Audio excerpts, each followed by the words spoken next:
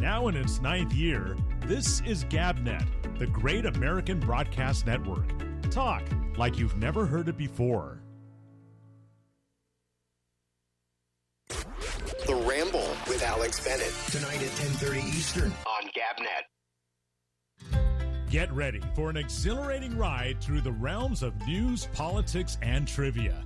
It's time to meet at the intersection with your host, Amy Manuel. Hello, fellow explorers of the intellect. I'm Amy Manuel, and I'm here to guide you through the intersection of liberal politics, breaking news, pop culture, and trivia. It's not just a show, it's an intellectual adventure. Every Wednesday through Friday at midnight, join Amy as she dissects the latest in liberal politics, giving you insights that go beyond the headlines. But that's not all. Prepare your mind for a trivia challenge like no other. Amy's expertise will leave you questioning everything you thought you knew. I don't want this to be a one-way street. Call in, share your thoughts, take on the trivia challenge. The intersection is a space for all voices and all perspectives. So, mark your calendar and set your browser to the intersection. Every Wednesday through Friday at midnight, Amy Manuel is your guide at the crossroads of information and entertainment. Only on GabNet.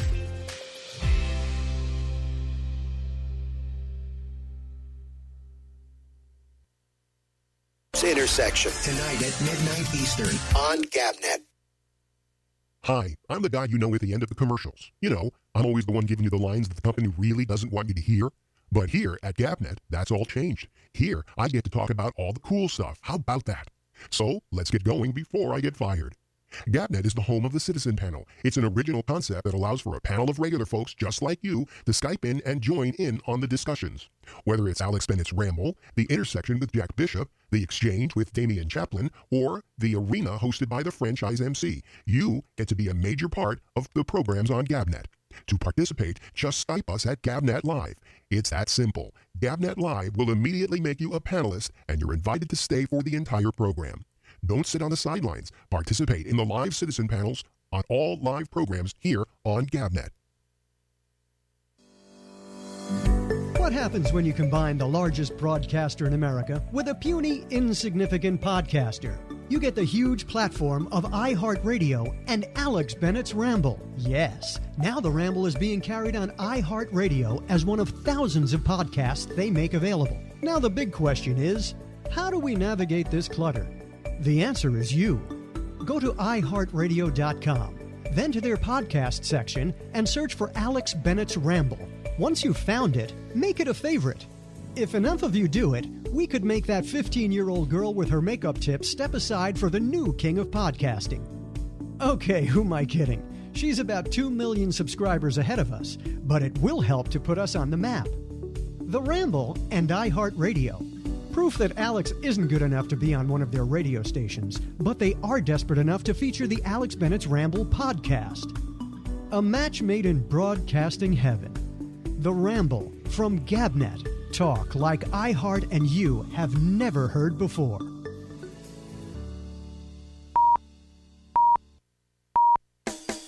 Alex Bennett has been in broadcasting for 65 years, and in all those years he's never run out of new ideas to play with the medium. Until now.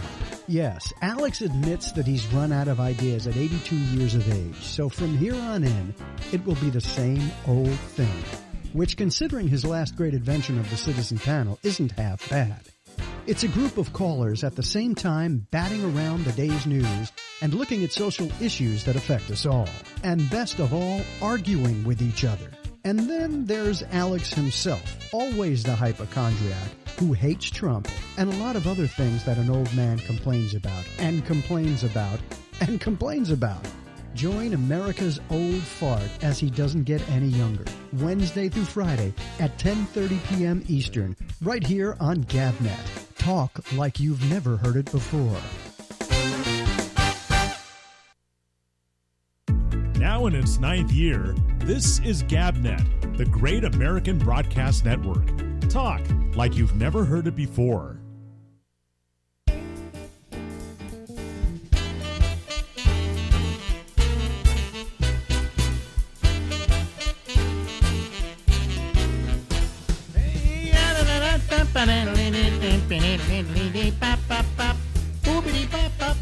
Bop. Hey, everybody, it's the Ramble, and I'm Alex Bennett, and we'll be here until midnight tonight.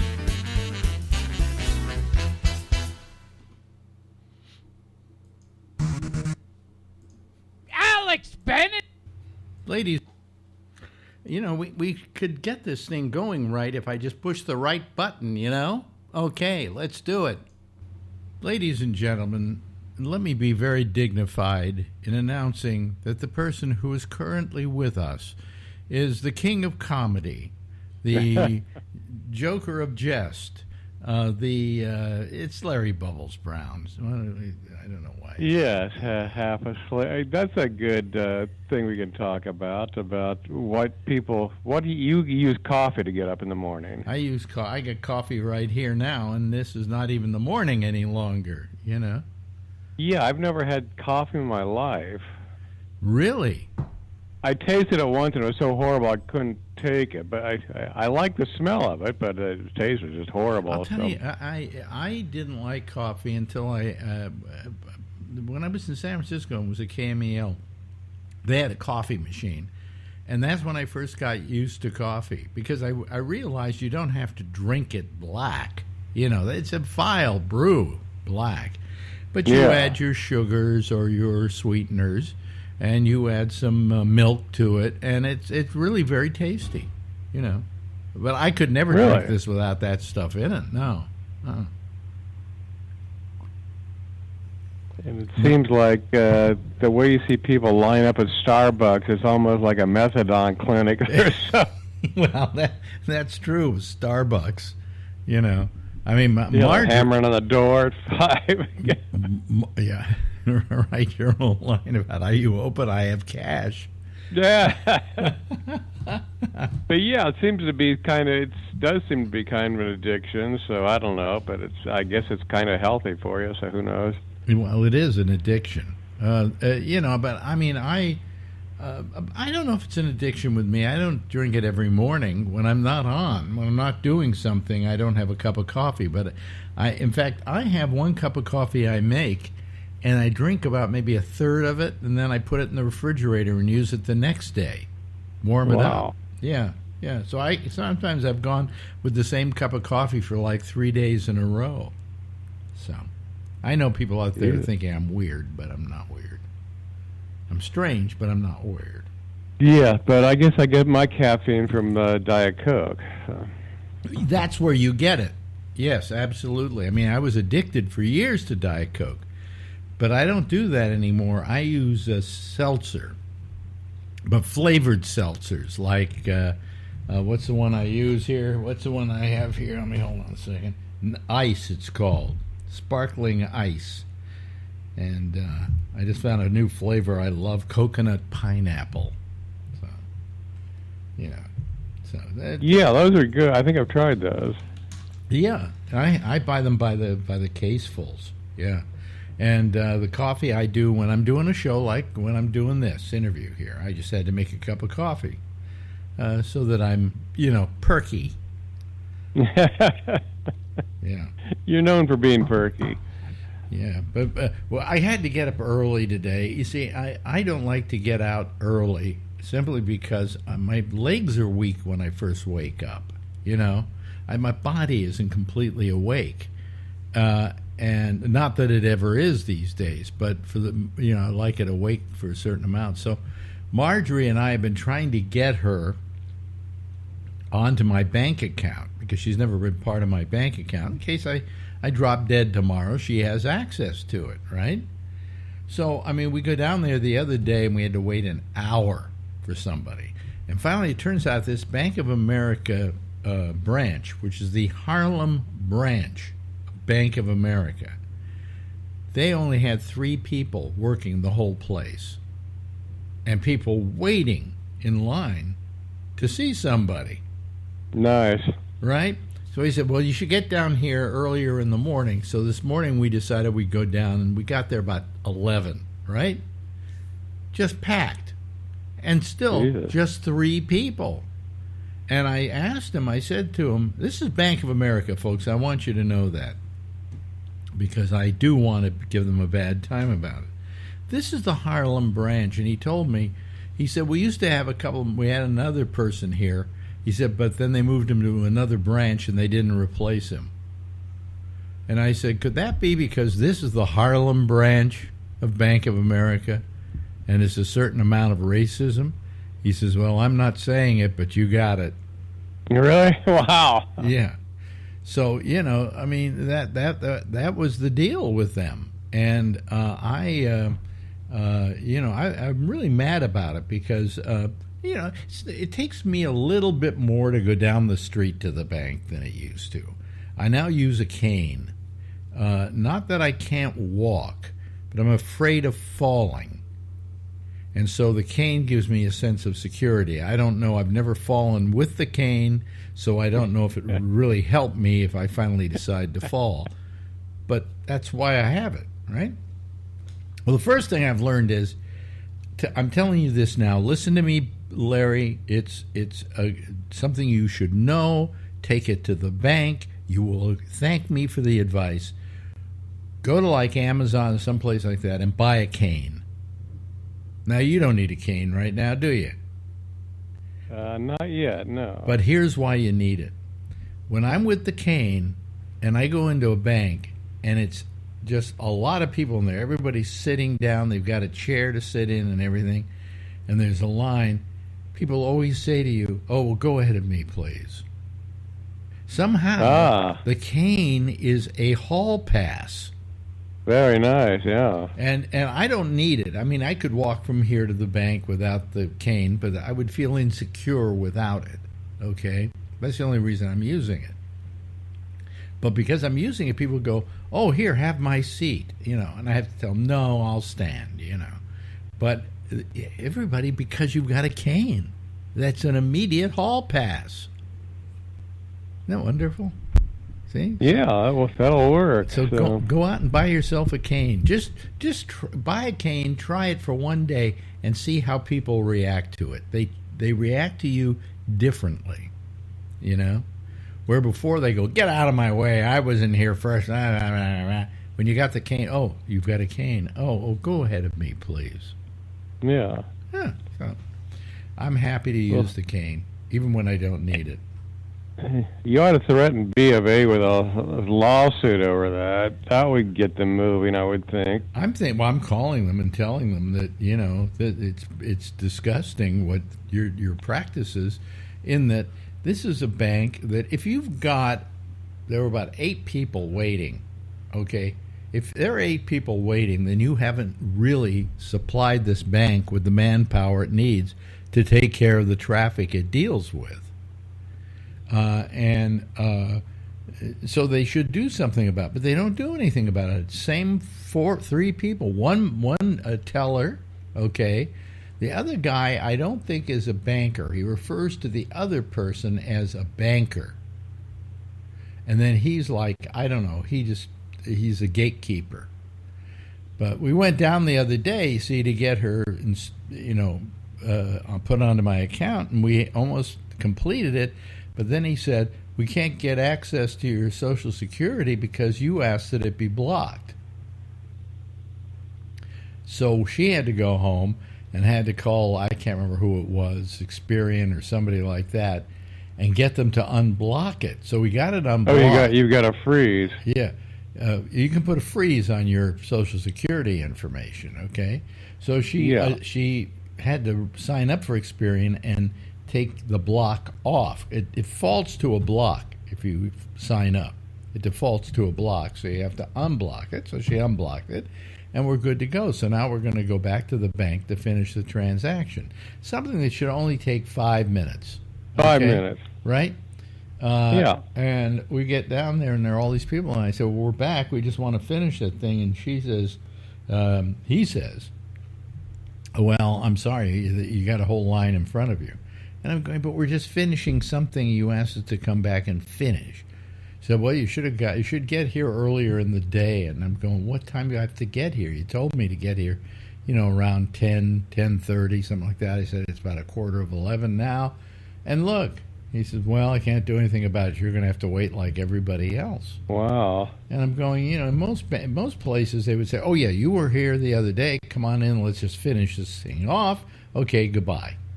Next. But that's not the case. So, I mean, I'm thinking of changing banks, to tell you the truth. I would. Nothing works smoothly.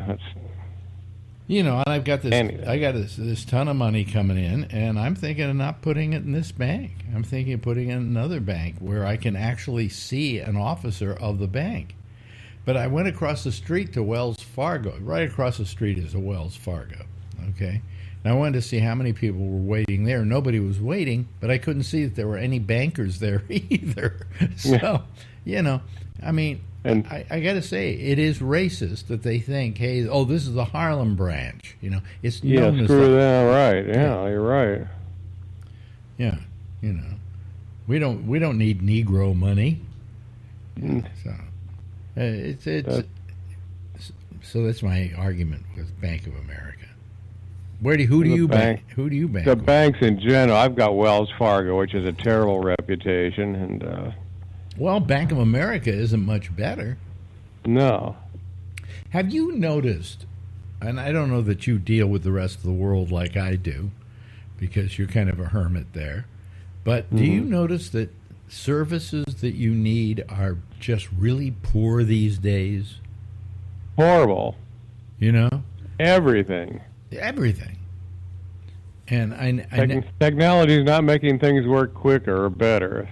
No, absolutely not. But I mean, I just find that it's kind of horrible all the way around. I mean, everything we try to do, it's like, like this going to this bank. It shouldn't be a problem. I should go down there. Hey, I want to see a banker. Okay, fine. I want to put her on my account. Fine. And there could be 10 other people waiting, but they've got enough human beings to handle the traffic. But if the traffic is that bad every morning at that bank, then Bank of America should say, well, we need to put a few more bankers in that bank. Okay? But they don't care. They just don't care. They don't care. But, people should be, you should leave that bank. Yeah. But, I mean, this goes through to everything. The other day, I've been having a problem with Hulu, which is online, one of those... what do you call it? One of those services, one of those apps. Okay, but I cut the cord about a year and a half ago, and that's where I get all my TV and stuff like that, all my local stations and whatever. I pay $99 a month for the service, but I get all the stuff I would have gotten with cable. All right, so. Which is preferable, by the way, because with cable, you get 400 channels. How many of them? Like, you can get 400 channels on your cable, right? Do you have cable? I didn't know that many, really. Jesus. Yeah, there are 400 there. But how many channels do you watch? Most people probably watch 5 or 7. Maybe not even that. I think we'd only watch 2 or 3. So to cut the cord and just do it over your internet is the best way. Of course, you don't have high speed, so that's not possible. But but anyway, the problem was with Hulu for the last week. I couldn't get it to hook up every time. It would say looking for bandwidth and whatever and so on and so forth, and they can't do it. Blah, blah, blah. So finally, I call Hulu to tell them there's a problem, and it wasn't that I was calling for them to solve my problem. I was calling to inform them that something was wrong with their service on Roku, so that they could do something about it. So they could talk to. If it was Roku's fault, then it was Roku's fault, but they could talk to Roku. I could not get this woman to understand. She said, well, let's start your system again, and let's start. And I'm going, I know, I've done all that, okay? I know technology probably better than you do, okay? I've done all the things I need to do, and nothing has corrected it. And I said, I'm just phoning to let you know. And she says, well, let's try uninstalling it and then I said, aren't you listening to me? I've done all that. And it was the most excruciating experience I've gone through in weeks, you know? And it shouldn't be.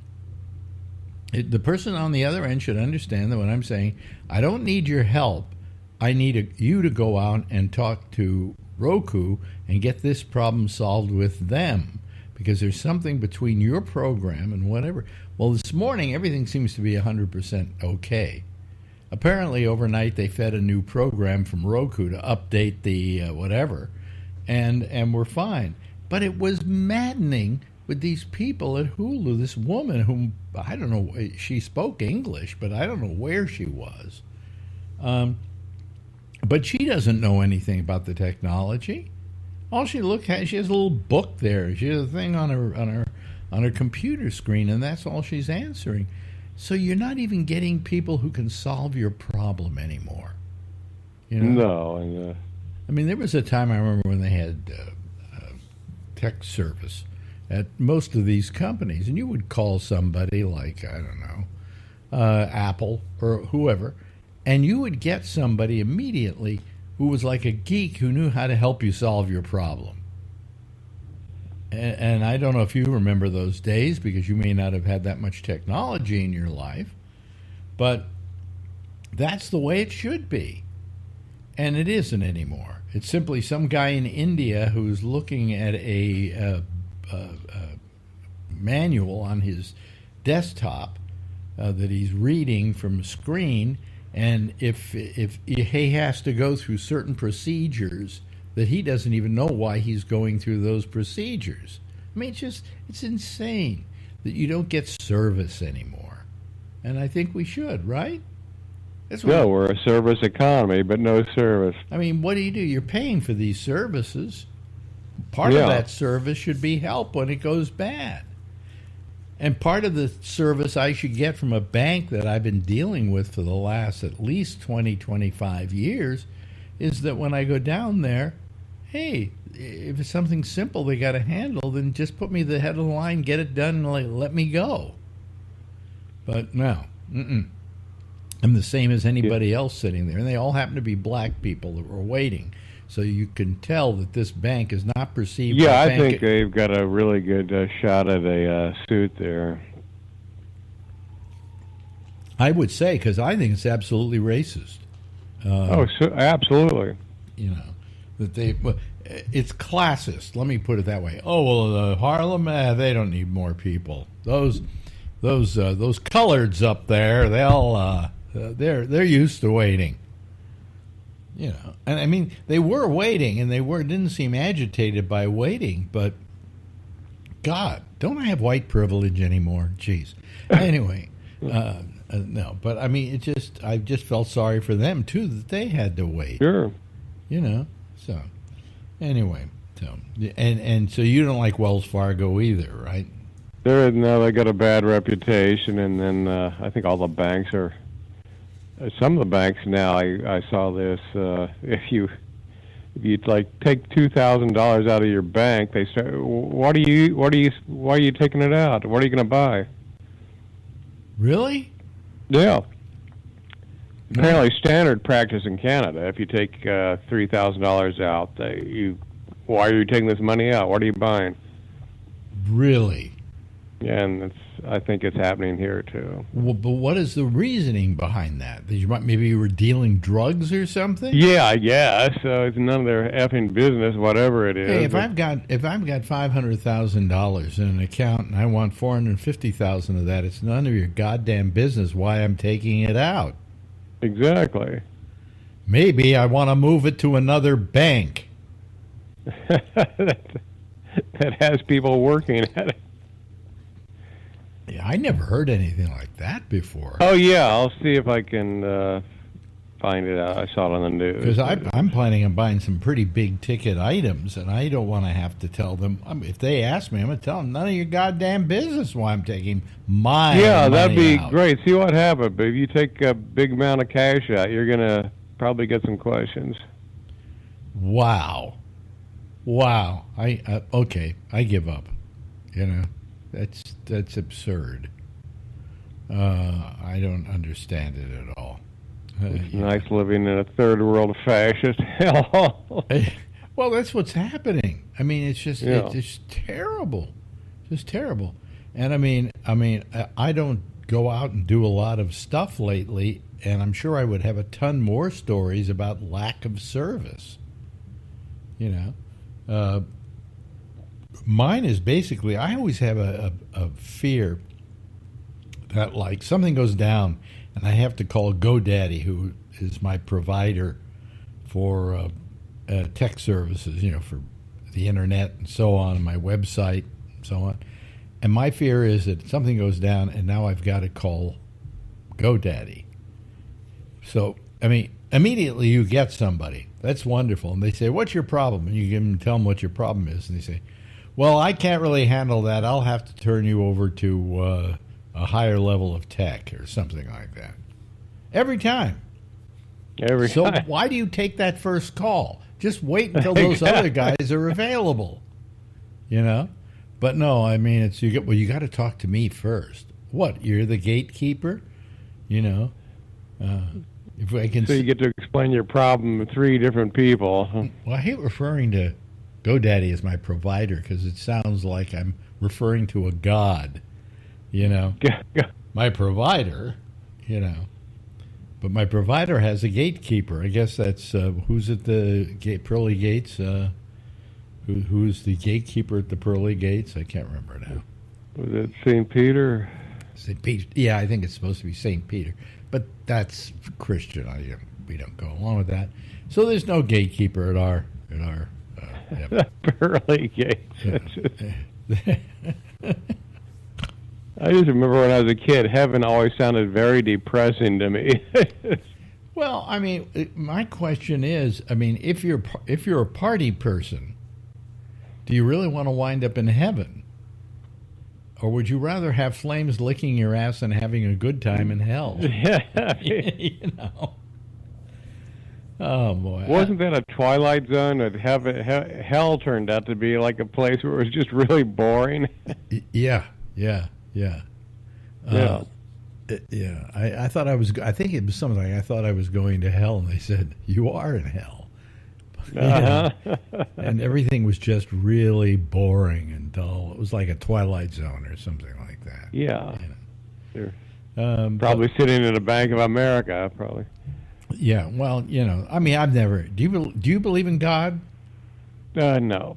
No. Yeah, I don't believe in God either in the traditional sense, you know.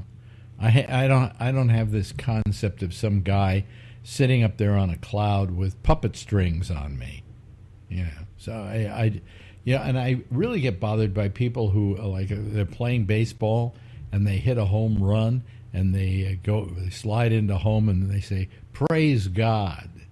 Yeah. But God had nothing to do with it. God's not watching a goddamn baseball game. He's more concerned with what's going on in Gaza. You know, he's got enough trouble elsewhere rather than to make you have a home run. Oh. Yeah, it's very annoying. Thank the Lord for that. Oh, well, good for you, you know. I just never understood that. But, I mean, we can talk about the God concept next time. That would be... Okay. That would be very good because I want to get your concept of what God is. But we got about a minute and a half left. Are you playing anywhere that people should know about? Not that enough people listen to this that it'll get you a big crowd. But, you know, May 9th, I'll be at the Netflix Is Not a Joke Festival in L.A. for one night. Yeah. And how much time are they giving you? 10 minutes. And I'll probably ask them, can I do 5? Well, wait a minute. I'll have to ask you that, too. What do you do in 10 minutes? Oh, that's a lot of stuff. That'll probably be 50 jokes, I would guess. Yeah, because you're a one-joke guy. Yeah. Yeah. Yeah, so it works for you, but geez. Yeah. And if you're told to do 20 minutes, you do 100 jokes. And if you're told to do 30 minutes, you do 150 jokes. Do you have that many? Do you have that Yeah, many? David Letterman would do. They said David Letterman. They asked him, "Hey, you're doing 20 minutes." He always say, "I'd rather do 10." He didn't like it, and I understand it. Well, anyway, Bubs, always a pleasure talking to the king of comedy. Rupert Pupkin. I was once called the king of comedy in San Francisco. King of San Francisco comedy, right? And I no longer am, so I have to pass that mantle to somebody else, and it's you. Okay? Yeah, I'm about the only one left here now. Ladies and gentlemen, I win by default. Yeah, that's Larry Bubbles Brown. Say goodbye, Larry. Bye-bye. Now in its 9th year, this is GabNet, the Great American Broadcast Network. Talk like you've never heard it before. And here we are, folks. How are you? Yes, here we are. Isn't it amazing that we're here tonight? Boy, I'm exhausted, to tell you the truth, because last night, it never happens that it's not like at 3 o'clock in the afternoon, the computers go bad, okay? It's like, last night it was 10 o'clock, and I go on at 10:30, and nothing was working. I mean, I couldn't get anything to work. I was trying to, nothing would speak to anything else, okay? I mean, I couldn't even do this, right? I couldn't send a signal over to anywhere. I mean, it went down on me. It just completely went. It's the only thing that goes down on me that I don't like. But it went down on me, and big time. And I couldn't figure out what to do. So I called Verizon. And, of course, I got to tell you something. I probably should talk about this when the people are here. But I got to tell you, it was excruciating dealing with Verizon. Well, wait a minute. Let me get everybody on here, and then I can explain it to people. Okay? Here we go. There they go. We're starting to see people. There's Jeff, and there's Kevin's chair, and there's Brian, and there's Charlie, and there is Josh. Hello, everybody. How are you? Good. Well, okay. So one of you feels good. Okay, fine. Oh, you're good too, huh? Okay. I didn't see that. Here, let somebody else get on in here as well. So anyway, I was going to say, what happened? Have you ever had a technical problem and you wanted to solve it? So you figure, you know what I'll do? I'll just deal with their chat, right? And that's like dealing with nobody, okay? Because until you say, let me talk to a human being, there are all these canned responses that they're giving you. And you're going, what the fuck is this all about, And nothing gets taken care of. Nothing gets solved, I mean, I called up and I said, I've got this problem. My computer isn't working and whatever. And, one thing after another, and they just keep asking you all kinds of questions. Have you rebooted your machine? Yes, that's the first thing I do. When nothing's working, I reboot my machine. Yes, I rebooted it. Could you reboot it again? I said, well, I'm talking to you on the computer. If I reboot the computer, I'm going to lose you.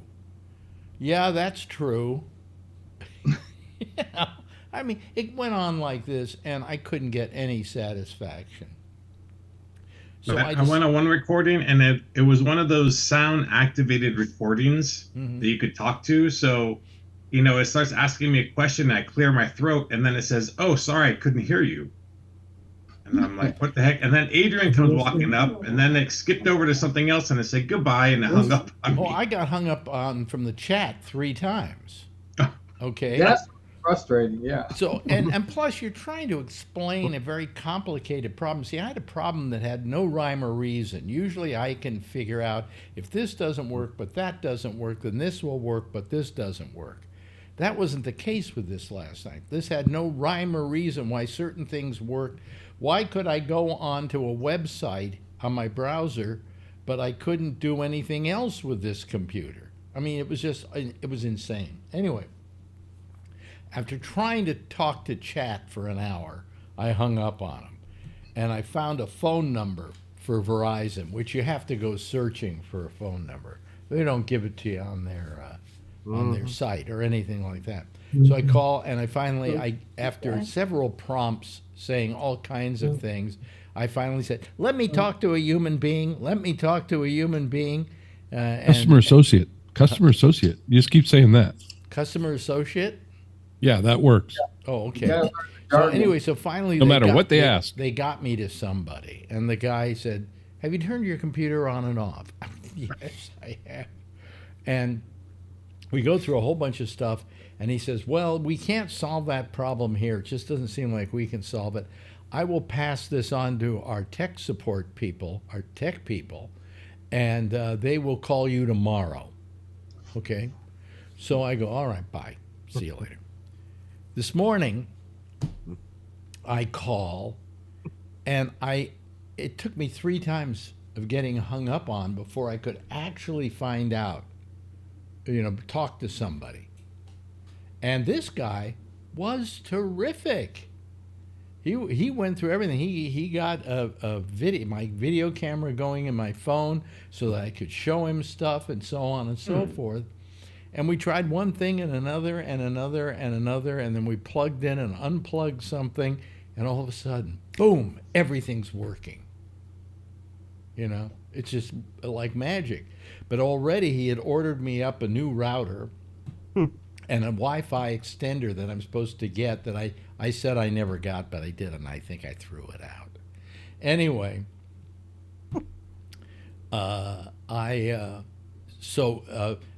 finally, I decided I didn't need the router, so I just went down and got the extender today. And everything seems to be working just fine now. All the things that are supposed to come up, and all the things supposed to work are working. I mean, none of my what do you call it? I can't call it by the name I call it. My Alexas in the house, none of them would work, okay, because they weren't getting an internet signal. And sometimes if I did it by trying to go through the Ethernet, the cable, it wouldn't get anything. And on the other hand, if I suddenly told someplace, "Hey, why don't you try and go find the Wi-Fi," it would work with the Wi-Fi. Nothing made sense, okay? But all of a sudden, this guy said, "Plug this and unplug that." And I unplugged something and replugged it in, and apparently that was something that went wrong. I don't know. But my problem here is now this thing happened to me yesterday, and there was no way I was this morning. I got up early to begin with, didn't get any sleep because I'm thinking about this as I'm lying in bed. You know that feeling, right, Brian? Mm-hmm. Yeah. Where you cannot go to sleep. Got to fix it. And I get up, and it's terrific. It's not working. None of it's working. So this guy got it working, but that was after he ordered me the new router. So I went down to them and said, "I don't need it." I didn't want to get a new router and think that, oh, that one might not work or be broken or something like that. So so that was my day. One thing after goddamn another. So how you guys doing? Good. Okay. Boy, you're an exciting bunch. Let me take this off. It's too hot in here for some reason. Yeah,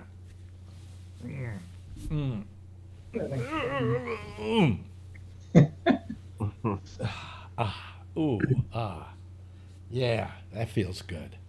Now it's cool. So anyway, we didn't have a show last night. There was no way we could have one. It was just impossible. And I wish I had an answer. Hey, here's how we can solve this problem. But no, I couldn't get it on. If I'd gone on last night, I never would have gotten on. It was just I wouldn't be able to send the signal out. The encoder wasn't working. Nothing like that. So What the hell? So, that's my story, and I'm sticking to it. So what's new? Anybody got something new they want to talk about? Well, I did my homework. You did your homework? Yeah, you gave me an assignment Wednesday. I did? Yeah, I told you that Taylor Swift's new CD was, I was getting it yesterday. I was supposed to listen to it and report on it. You got the new CD? Yeah. Which is aptly entitled what? The Tortured Poets Department. Oh, jeez. What is that supposed to mean? I guess she's a tortured poet. She is? Oh, okay. That's what the song sounds like. Okay, but now you have listened to her other albums, right? Yes. You're a big Swiftie. Yeah. What did you think? I think it's a great album. I love it. Really? Yeah. I don't care what whoever it was you were talking about Wednesday night says. I think some website had a writer who wrote a bad review of the album. Yeah. And then started to get death threats. I don't think you get death threats because you just don't like the album. No, he got death threats. Literally. So they took his name off. Nowadays. They took his name off the article. No. So he wouldn't get any more death threats. I mean, this is worse than testifying against Donald Trump, for crying out loud. Yeah. Anyway, so it's okay. I mean, do you have a favorite song on there? I don't have a favorite song yet. There's like 20 songs on it. I mean, is her music hummable? I mean, is it something that's catchy that you would walk down the street whistling? Well, some of it. I'm not sure. This I have only listened to twice, so I don't know, if anything's really grabbing me yet. But I like a bunch of the songs. The T-shirt just got me. I was doing my homework. I wanted to report on it. So Where'd you get that? From Brian. Brian, you sent that to him? It was his birthday. Oh. Yeah, I sent it to him for my birthday, yeah. Oh, that's wonderful. I did it anonymously, but I guess I gave it away. So. You gave it away on the show. Yeah. Wow. It just showed up. I wasn't expecting it or anything. I go to the door, knock on the door, open the door, and there's a package there. I'm not expecting anything. Wow. Wow. What a world. So anyway, so you like the album. Okay. I like the album, yeah. Of course, I like all her albums. How many here listened to the album already? Just me, I guess. Pretty much. We have lives. I got the first one. What? I got the first one. The first one? Her first album, yeah. Why do you have her first album? Me and my daughter used to listen to it way back when. Was that your desire to bond with her? It's an old country album. Actually, it's actually a good album. Yeah, it is. Oh, nothing like what she is now. Originally, she was a country singer. Yeah, it was nothing like what she is now. When did she stop doing country? How many albums in? She just kind of floated into whatever she's doing now. She kind of blended into it. It kind of went a little bit half and half, and then kind of went into the pop thing. Do you think she would have done as well in the country field as she's done in the rock field? Oh, yeah. Huh? Yep. Really? I think nice if she... What? She's a good songwriter. I think Well, I mean, if you consider songwriting griping about your boyfriend. Well, there's a lot of griping about your boyfriend in country music. Yep. And your old lady and your old man. Yeah. Beer. Or your truck. Dog your died. truck. Beer. More truck. More beer. Yep. Whiskey. Yeah. Yeah. Now, I bet somebody who won't even get near a Taylor Swift album is Josh. I've seen him dancing to that. He does. He won't admit it, but I've seen it. He does. He gets on TikTok and he plays it and then he dances to it. No, I like her music. I couldn't name one. She does. I like her music. I haven't heard any of this one, and I don't like all of her stuff. But I like what she has. She's very good, and I thought they kind of kicked her out of country music. Really, if you think about it, they didn't really want her when she started to sound a little bit different. I thought I didn't care for the way that she got treated because suddenly she wasn't country enough for them. But at the same time, a man, Toby Keith, was basically writing rap songs, and they thought that was cool. That was going to be the new country, right? And she wasn't good enough for them, so they sort of pushed her to the side. And a couple $1 billion later, apparently they, they'd like to have her back, and she said, "Fuck you." Yeah, so I mean, she does. I mean, I'm not like I don't go to concerts and all that kind of stuff anyway. I mean, that would be a little too crazy, but they and I don't like all the overblownness of it all, but that's not her fault. That's people just using her. Oh, it's her fault. Name, image, and likeness to make money, if you will. Josh, it's her fault. She doesn't have to let it become that way, but she can't control it. Huh? I mean, she can't control that. There's much she can do about. She can control it. I think she can control it. How? Huh? Well, how? It's a bunch of little girls going wild. You can't control that. All she has to do is these sing kids a song go to the parking lots and hang out in the parking lots. Yeah. If they can't get in the concert, they'll hang out in the parking lot across the street and try and listen to it through the walls. She can't stop that. Well, I don't know. I mean, wacky. Believe me, if you want to stop fame, you can do it. Oh, you can do it almost instantaneously.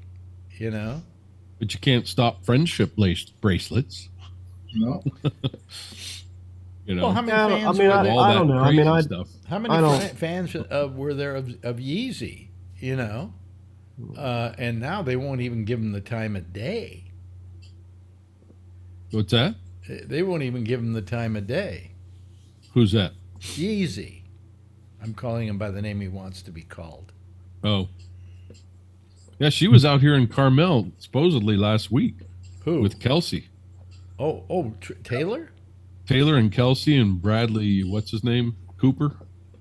And his girlfriend. They were out here eating at Carmel like last week. They spotted her at a Bicicleta, a French restaurant over here. Well, how do you even, if you're that well known, how do you even go out to eat? Close the restaurant, fly in a jet, drive in, eat, get the hell out. But, it's a very expensive life you have to lead to have some but kind in Carmel, they leave you alone. In Carmel, they'll let you walk the streets and they'll pretty much leave you alone. Yeah, a bunch of old people. Yeah. A bunch of old people? Yep. At Carmel by the sea and Carmel. Yeah. They don't care. Yeah. Bunch of old rich people. Yeah, I mean, I just, like I said, I do like her for, music or whatever, but I think, and I don't really know that this is her fault, although I would understand what you're saying, that some of it could be controlled by her if she wanted it to be. I do think it's oversaturated. I mean, during that tour, I mean, my stupid Amazon device has got a notification for me that I didn't ask for, and it's telling me about one of her things, and then I turn on my Roku, and the home screen is telling me I can watch the concerts, and then, and then to try to get away from it, I watch some football, and then they ruin that, I mean, it did seem to never end, it's like, at some point, I mean, I'm trying to do other stuff, I mean, come on, I don't need to know all about it. I mean, Sirius Radio right now has got a whole channel dedicated to her. She's got their own channel on there for a while, 60 days or something like that, and then the thing is every single channel that you listen to on Sirius tells you about that channel.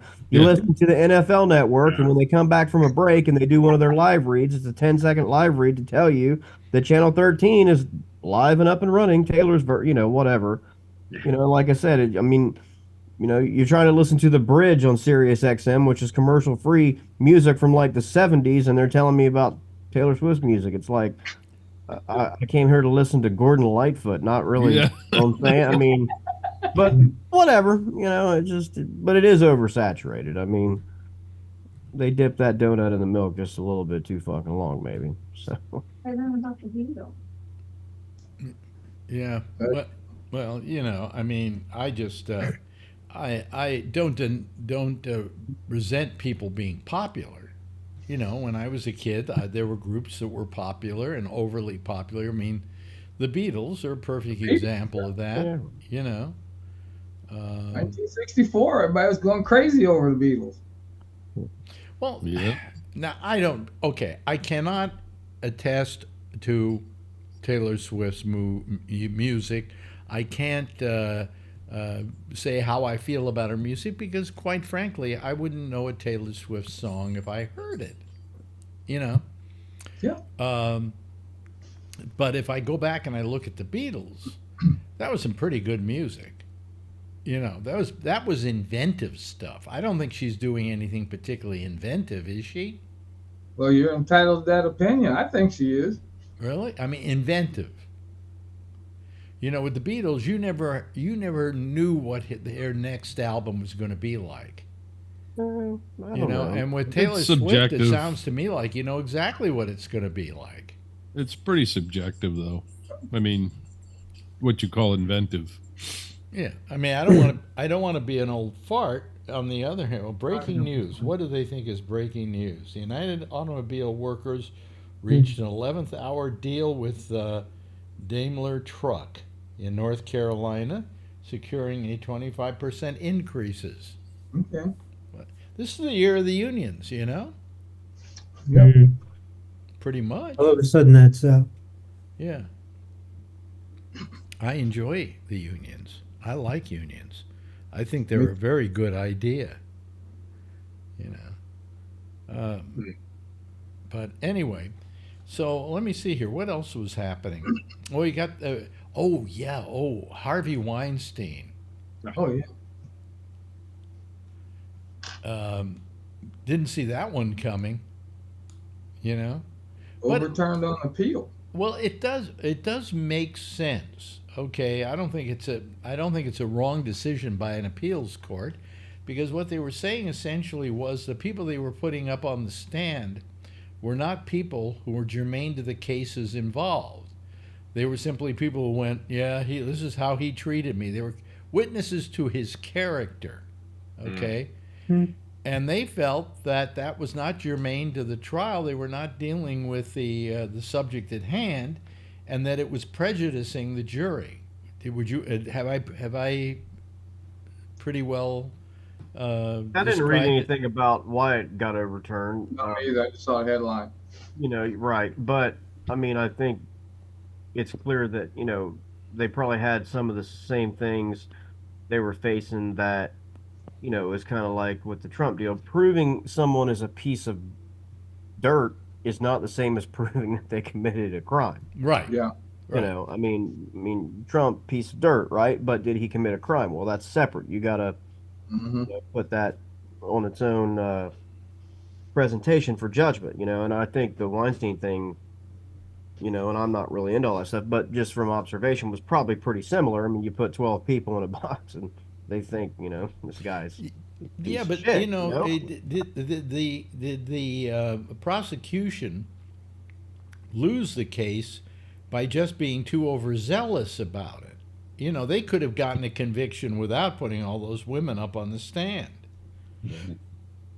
Yeah, I didn't follow that trial at all, so I'm not really sure. But I don't know what grounds the appeal, the conviction was overturned on and sent back, basically for retrial if the prosecution wants to, I believe. But for them to do it, they must have. I mean, to me, they must have had a pretty a good reasoning in their mind. The panel of judges, or I don't know if it was one or if there's a panel in New York or whatever that did it, because I think criminal appeals are only won somewhere around like 1% of the time or something. Yeah. I mean, it's extremely low, So for him to get it, it must be something that they saw as basically egregious, out of bounds, or something that he didn't get that they felt that he should have, or, thought that he should have, or something along those lines, or the judge, allowed too much, prejudicial things to come in that shouldn't have.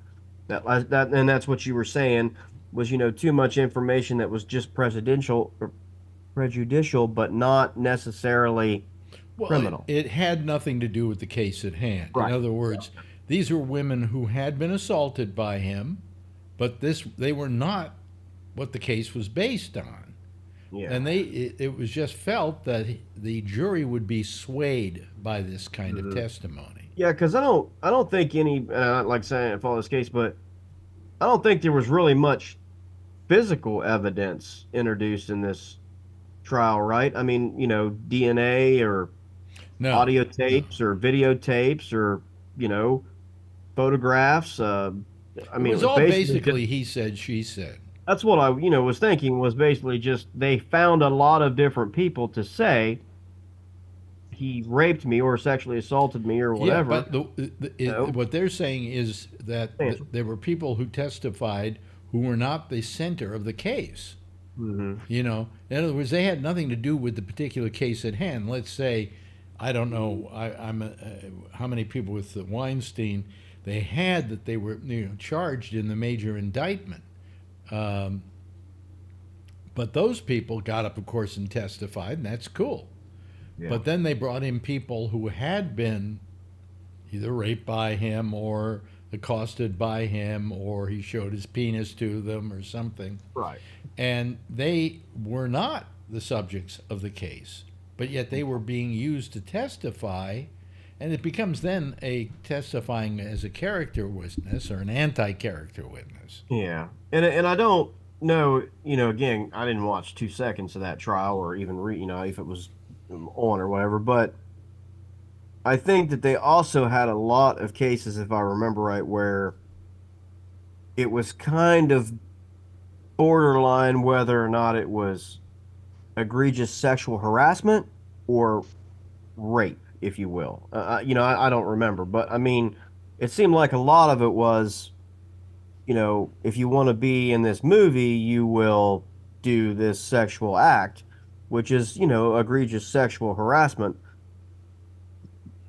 but is different than, physical, sexual assault, and I know, look, in the way things are going in our world legally, there are some people who believe that, strongly coerced sexual cooperation is the same now as physical rape, it is trending that way. So that's what I'm saying. It's kind of like a new, territory. Well, I think his situation was sleazebag, yes. Criminal, I think, he probably, is. But could they prove that in, a criminal trial? Well, the question was, I think, how much he was actually attacking these women, which was not really, I don't think, what he was doing. What he was doing was using his power.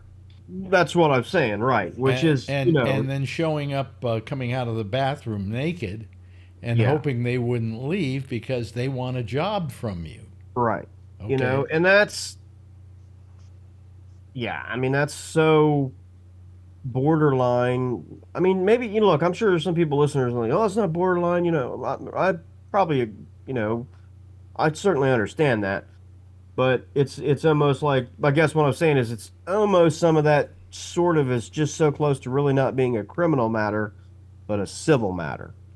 I guess in a way, like he basically was blackmailing me and sexually harassing me into, and those things are, in some cases illegal as well. So, I don't know, but it was just like strongly coerced, stuff. And I mean, I certainly don't blame any victims or whatever. I mean, I understand what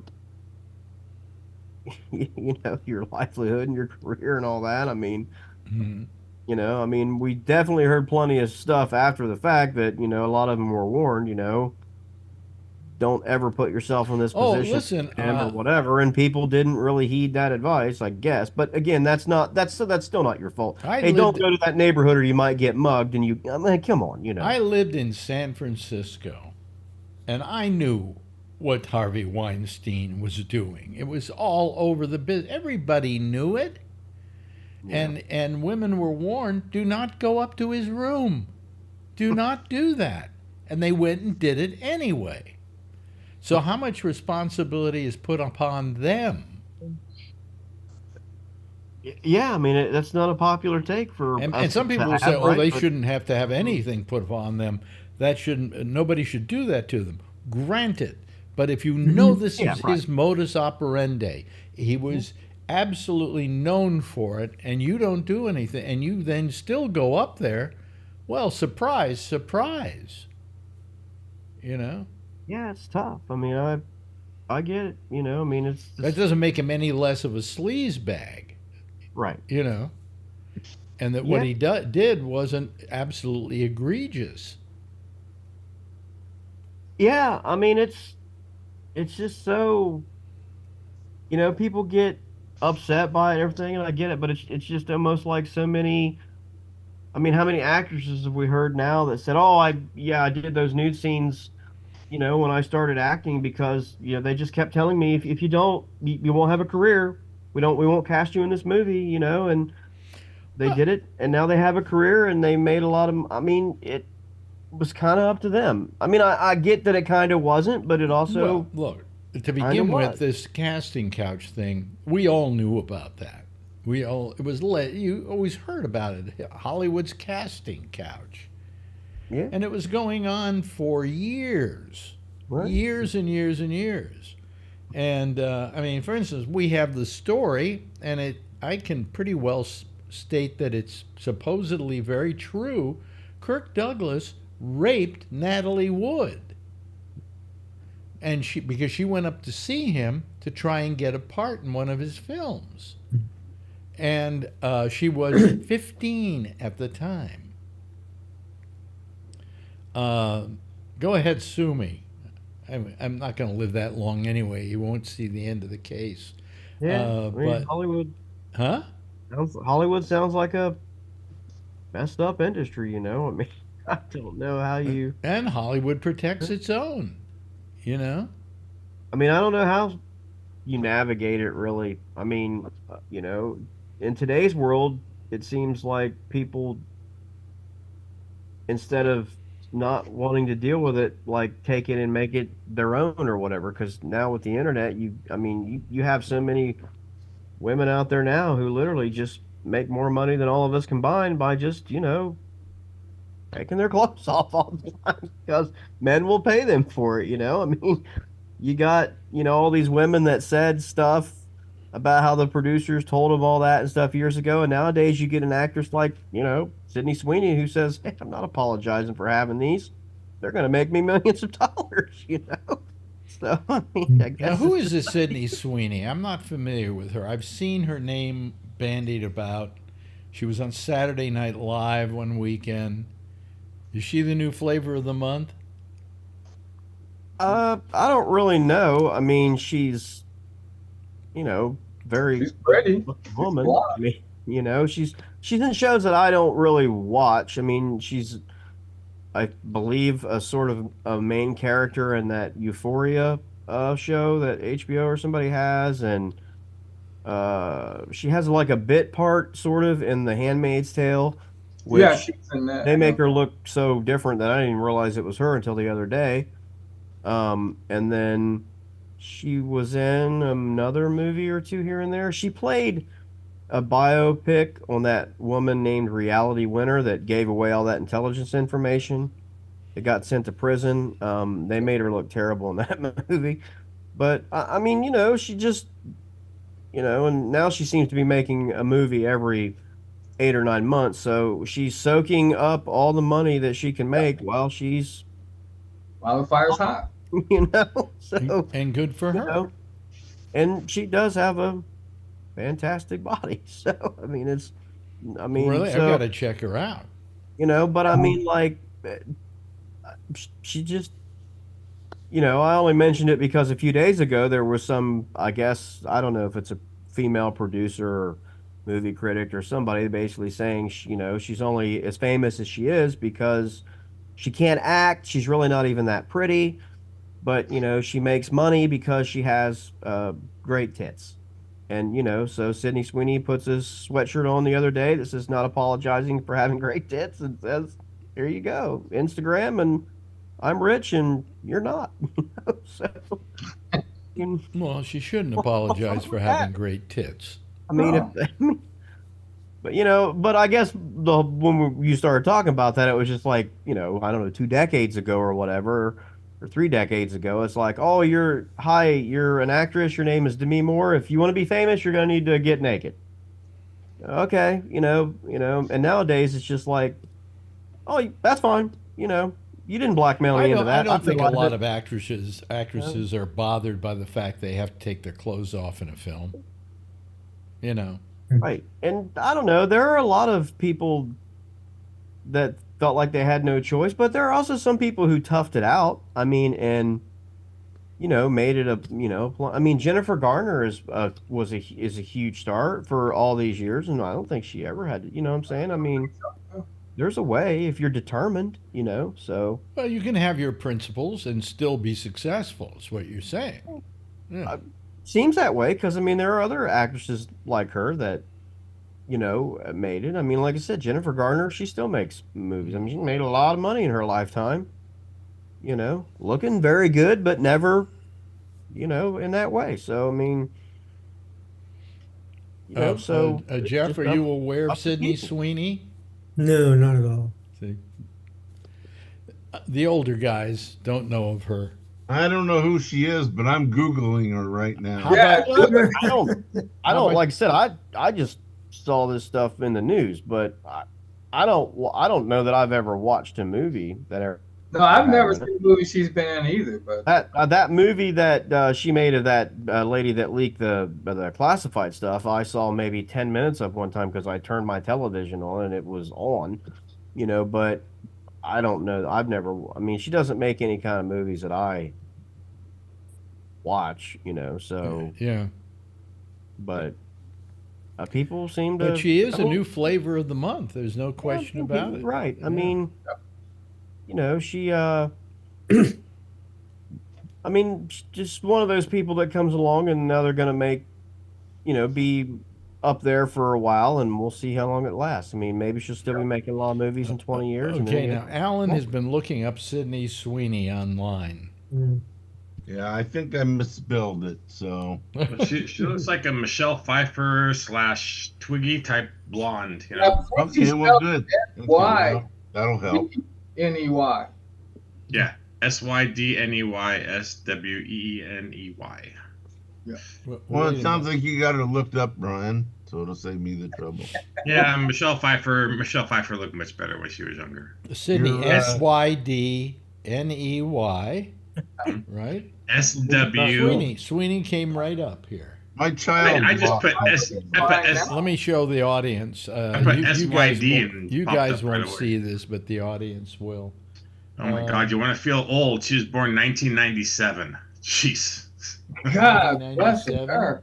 Yeah, she's only like. Here's folks. In case you're interested, there's Sydney Sweeney. She actually has a cute little face. What does that make her? 27? No, she's like Michelle Pfeiffer was like that too. 27 years old, I guess. 27 years old. 26. She'll be 27 this year. Yeah. Wow. Good. Wow. Well, there she is. There's some more pictures. Maybe she'll be on the intersection next week or on the Ramble or something.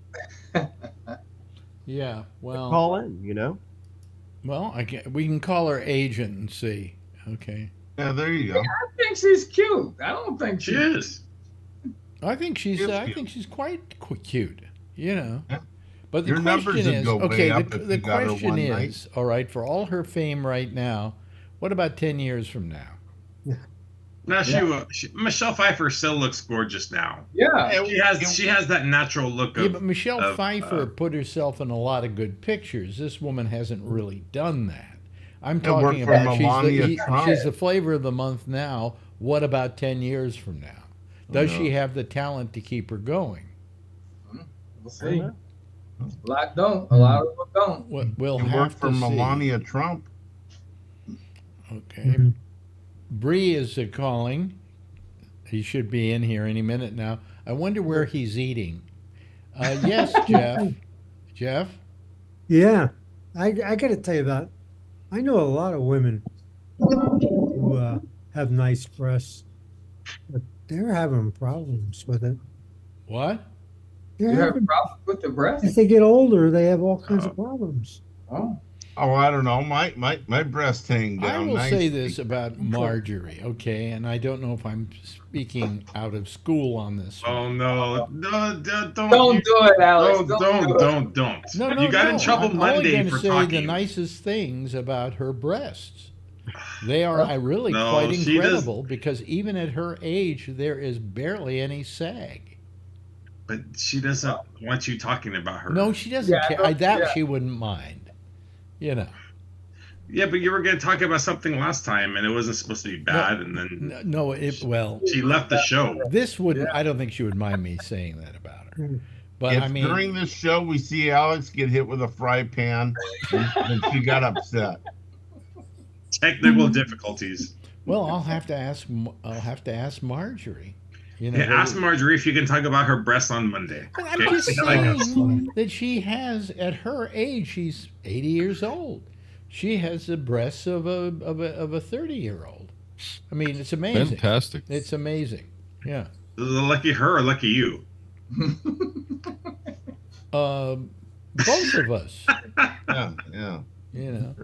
Hello, Bree. Hey, John Renshaw says that Tony Pig died. Tony Pig.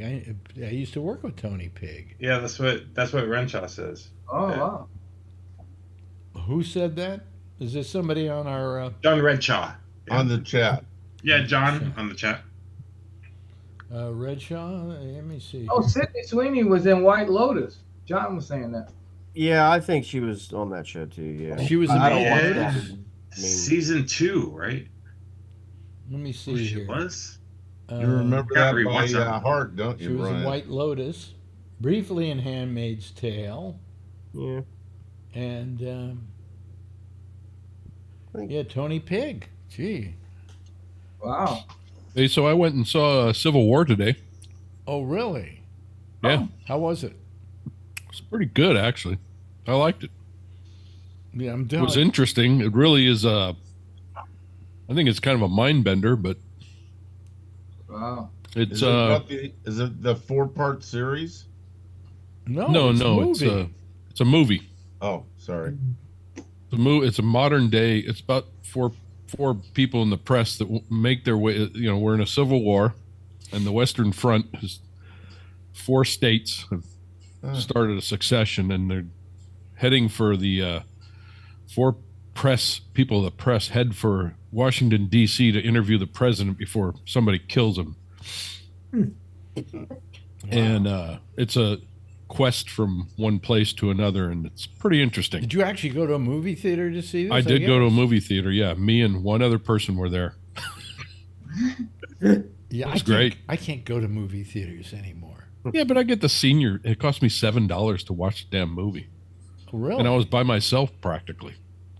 I mean, Marjorie and I should try going to some of the early bird movies. You know. Yeah, it was at 2:00. I was out DoorDash, and I said, "Screw it, I'm going to go watch this movie because I wanted to see it." I'll tell you, I don't miss movie theaters that much. I don't miss. I do. I kind of when I got there, I went, oh, "This is kind of cool." You know, they got the sound, they got the big screen. Yeah. I like the sound, and that's what I like. And they got the sticky floors and the. This one's not that bad. It's not a big place. I mean, they haven't been taking a small little independent owned place. Oh, really? Because they haven't been taking too good care of these theaters. I mean, we have an AMC here that you would think that when COVID hit, they would have taken that time to redo the interior of the theaters and improve the seats. And we went to it right after it opened up again. And it was sleazy. They pretty much cleaned this one up. They actually put, electronic seating and everything else in it. And, what do you mean electronic? It never was that bad a shape. It's a smaller theater. Seating? Well, I mean, you can go in and pick your seat and sit where you're supposed to sit and that kind of thing. Oh, well, the theater, they updated stuff. The theater that we went to, the AMC, which I called the comfy chair theater. Yeah. You had to ask for a seat. particular seat. Yeah. Yeah, I went to one down in Salinas that was like that, and they had everything from, booze. You could buy booze, and you could buy pizzas, and dinner and pasta and everything else. And chairs reclined and everything else. But I love my 3D movies. I love 3D. Yeah. All right. So I went down to see. I don't know. It was one of the Harry Potter spin-offs, I think, because it was in 3D. So we sit there, and when the movie comes on, I'm going, there's something really wrong here. Oh, yeah, I remember you saying that. Yeah. They weren't running it in 3D. Yeah. Somebody forgot to put the right hard drive in the machine, right? Yeah. And and everybody's sitting there with their glasses on, like nothing is wrong. But going me, ooh and Mr. ah, 3D, yeah, they have no I clue. know when something's wrong, and I go to the theater manager and I go, do you know that you're showing that movie and it's not in 3D? And he said, well, wait a minute, let me go up. And so we go up and I show him. We open up the door and I say, look, it's just a solid picture. It's not a doubled over picture. This isn't in 3D. He says, well, we don't have enough time to stop it. Because once the movie starts rolling, they can't roll it back. Yeah. Okay? So I asked for my money back. And everybody else in the theater is sitting there with their glasses on going, ooh, 3D.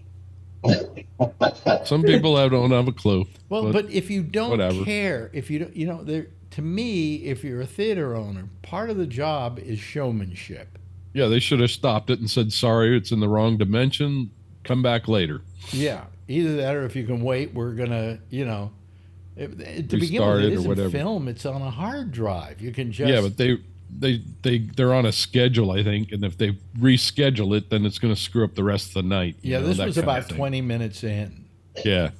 And well, just cut the ads. They can't come in and clean up the sticky floors in between movies, so that's going to screw everything up overnight. Well, I walked them over to the theater next to that theater where they were showing the same film, but it was like an hour later. Yeah. And I said, look at this. This is 3D. Yeah. Over here, this isn't 3D. He said, well, we have some showings here that aren't in 3D. And I said, is this one of them? And he looked at his schedule and went, no. So when you do that kind of thing, when you don't put it includes showmanship into the showing of films in your theater, it's a pretty terrible thing. Yes, Alan.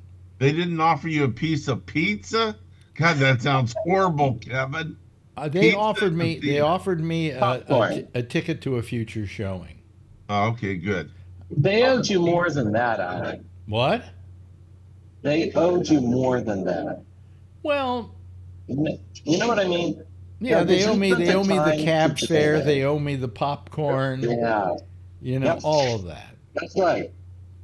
No, they really should have given me more. Well, I kind of, anyway. I'll tell you what I kind of like. What I miss about going to movie theaters is sitting down there and getting yourself a big bucket of corn, okay, and sitting there munching on it, and finding that you've eaten the whole bucket of corn before the movie even started. I know. I set mine off to the side before I waited for all the crap to go. Then I brought it over and I went, okay, here we go. Okay, you're very good. You're very good. I wonder how that floor got so sticky, Alex. Anyway, the movie was pretty good. The ending is pretty interesting. I've heard. It seems like it goes kind of slow in the beginning, but then it picks up and Which movie are we talking this about? gyro thing, Civil War. And then it gyros up, and then as you get towards the end, it really picks up fast. And then the ending, I won't tell you what it is because it has a little bit of a message if you really watch it, and you go, okay, I see, and it makes you think. Yeah. Can't we all just get along? Oh, it's got a lot of that, yeah. Probably got a Donald Trump ad. Now, Bree, are you in a restaurant? I am. So let's play our game. What do you think Bree is eating? Although shit on a stick. Meat, vegetables, and rice. Shit on a shingle. From a theater. Are you going to show us? Yeah. Well, I'm waiting for the food. Meat, vegetables, and rice. Red Here, Bull. I'm gonna have to get there in the next 10 minutes, Bree. Well, it's coming now. Oh, here it comes. What is that? Oh, that looks good. Now, what are you getting? Show us with your camera. Here. There we go. There. Yep. Oh, what is that kind of red thing? That triangular thing? Let's see if I can reverse the camera. Here we go. I just got a new tablet. Do I see sushi there? Yeah, sushi. Yes. Watermelon. Definitely sushi. Oh, well, it's watermelon. Oh, Okay. the watermelon looks good. Okay, now let's try something else here. Another game. How much did that cost him? $5. $5. Well, the watermelon already isn't know. expensive, but the sushi could be. I'm saying $7.50. $5? Wow. I shouldn't say $7.50 in case somebody's listening and they decide to change how much it costs. That happened to me yesterday when I was getting a screen for this new tablet. One girl said 20 rated, the other said 8 rated, and I said I'll go with the 8 rated. And she looked at her and she said, you know, one, they were talking in their language. Well, we should be charging you more. And then I said, but I'm a regular customer. And all three of them are, yes, that's right, he is. Now, you know what? I never was very good at chopsticks. I've been always terrible with chopsticks. But when I went to China, I got used to using chopsticks, but they're bigger. You know what I'm talking about? The Chinese chopsticks. How do you pay with ringworms? No, Alex, I got to tell you something about your big chopsticks. Yeah. He didn't get it. Trying to ruin his lunch, dinner, whatever the fuck it is. Well, you go outside and you find some ringworms in the dog put. Never mind. Alex, yeah, the smaller ones like this are for individual eating, but in China, oftentimes you'll get the big ones. Those are for serving. You were probably eating with the serving chopsticks. No. We were eating with chopsticks. We went to this one place that was just incredible. Had some incredible. It wasn't. It was just Chinese noodles, and it was a noodles store, and it was the best. I think the best Chinese food I've ever had in my life. I'll remember it to the day I die, which could be any minute now. Which, by the way, Alex, I think this alone in New York City would cost you $5. The urine sample. Easily. I was just gonna say. What is that? Lemonade? I think Kevin was right. Saw that on Better Call Saul. Green tea. What is it? Green tea. What? Green tea. Green tea. Cow piss. Green tea. Oh, okay. Is my audio really that bad? Yeah, it's really that bad. Oh. You rather These say are the green Sony tea XM5. or green pea? Now, I notice a lot of the people in the restaurant are wearing masks. That is correct, yeah. Why aren't you? Well, you're eating. I'm eating. But do you wear a mask when you're not eating? I have one available. Why the mask? Is COVID a problem there still? That's Asian culture. Asian culture is like that. Yeah. Yeah. It's just The air is horrible. No, the air is actually quite good. Is it? It's better than Pittsburgh. And certainly better than Shanghai and Hong Kong. I guess that they learned during COVID that this was a sanitary practice, and so they just kept with it. Well, very good. I wish we kept doing it here. Yes. Well, now I've been to Vietnam 4 or 5 times, and I felt sorry for the boys because you can't even see the girls because they were wearing masks all the time. Yeah. Well, I mean, you can see the eye. Yeah. But and in the Middle East, that's how you do it. Yeah. So I This is it's a pretty good deal all the way around. That people are doing that still. We're not doing it here. And how bad, Charlie? You've been the keeper of the keys on this one. How bad is it now, COVID? Since Johns Hopkins quit posting stats, I have no idea how they're doing. Yeah, but do you think we should be posting stats? Because I've heard there's an uptick, isn't there? Yeah, it's this winter was pretty bad. So wow. Yeah, we're coming out of it though. What? Yeah. We're coming out of it though.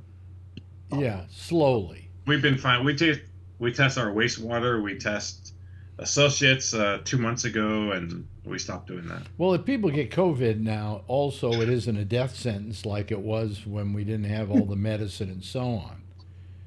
Because we have Paxlovid, which has certainly been a game changer, Although Taylor's University. What? Does Charlie Shirt say hello Taylor Swift University? What about Taylor Swift University? I don't know anything about that. Yeah. We have a Taylor's here. Do you have a Taylor Swift University there? University. No.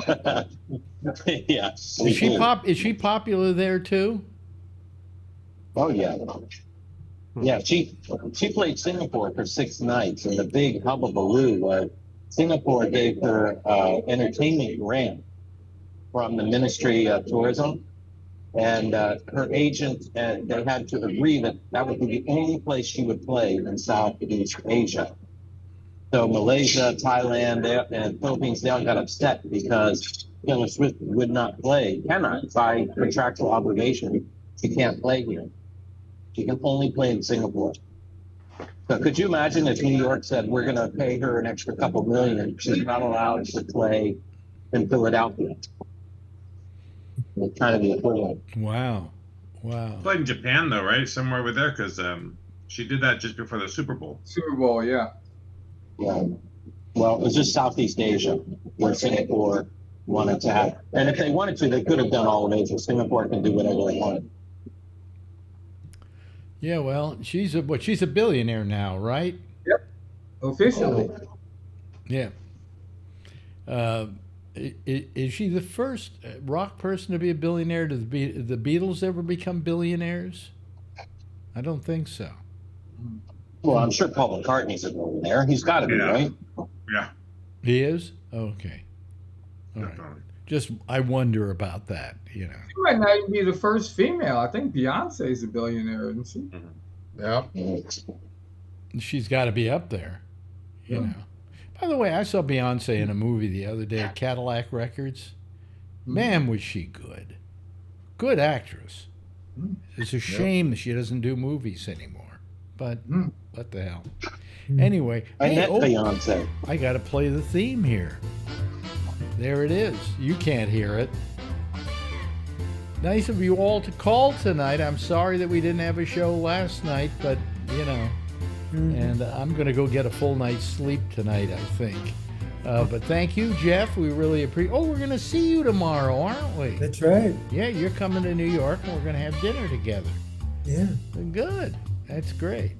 And so it'll be good to see both you and Pam. That's right. We're doing it in our neighborhood. Yep. Yep. At our favorite restaurant. Also, thank you very much to Kevin for being here this evening and giving us a report on Civil War. Brian, always a pleasure having you here, as it is a pleasure to have Charlie Wallace in our midst. Josh, see you soon, my friend. And, of course, Alan, thank you for being here. And Bree in Malaysia for joining us tonight.